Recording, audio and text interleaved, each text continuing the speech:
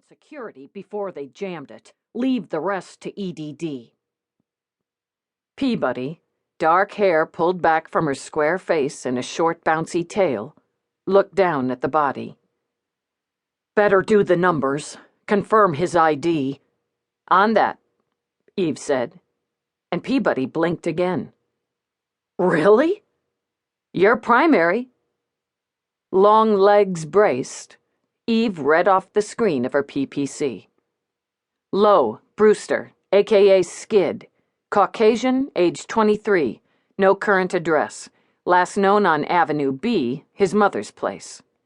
Got a sheet and an unsealed juvie record. Illegals possession, malicious mischief, shoplifting, destruction of private property, vehicle boosting, blah blah. Cross-reference for done. You're not the only one who can work one of these things, Eve reminded her.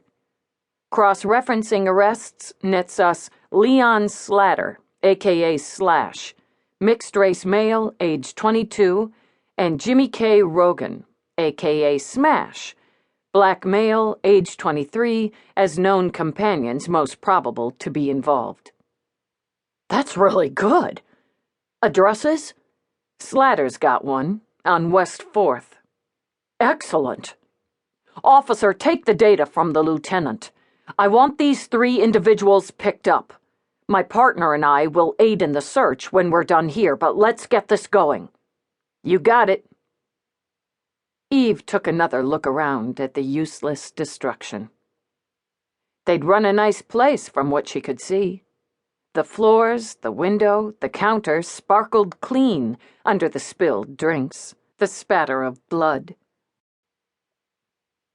50 years, she thought, running a business, providing a service, living a life, until a trio of fuckheads decide to destroy it for a bunch of candy bars and soy chips. After a dozen years as a cop, nothing human beings did to other human beings surprised her. But the waste and carelessness of it still pissed her off. The summer of 2060 had been a scorcher, and that didn't appear to be changing any time soon. She stood in the heat, shoved a hand through her short crop of brown hair, wishing for a breeze. She had to check the impulse a couple of times to move Peabody along, to direct, to order. Thorough was good, she reminded herself. And photos of the suspects were already making the rounds. Cops were already knocking on doors. Belatedly, she remembered her sunshades and was mildly surprised to find them actually in her pocket.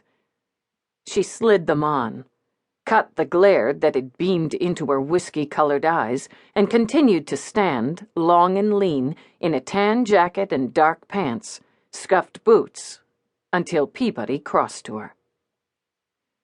Nobody home at either of the addresses we have, and Brewster's mother says she hasn't seen her son in weeks, and good riddance.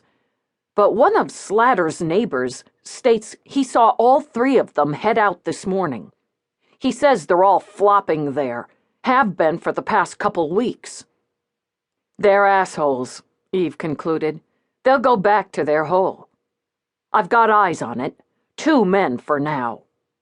The wit, Yuri Drew, was just crossing the street when he saw them run out. Recognized Brewster because they'd had a couple run-ins during pickup basketball games at some hoops not far from here, and he'd been in the store once when our Vic ran them off. Recognized all 3 of them, but only knew Brewster by name. He looked at pictures.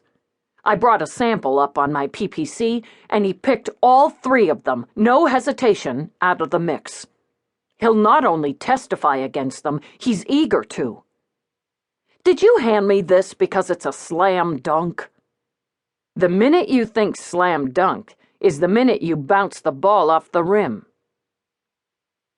Now Peabody put on shades, and Eve found herself staring at her own reflection in the mirrored, rainbow-hued lenses.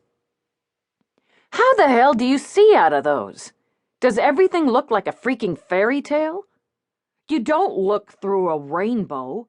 Everybody else looks into one.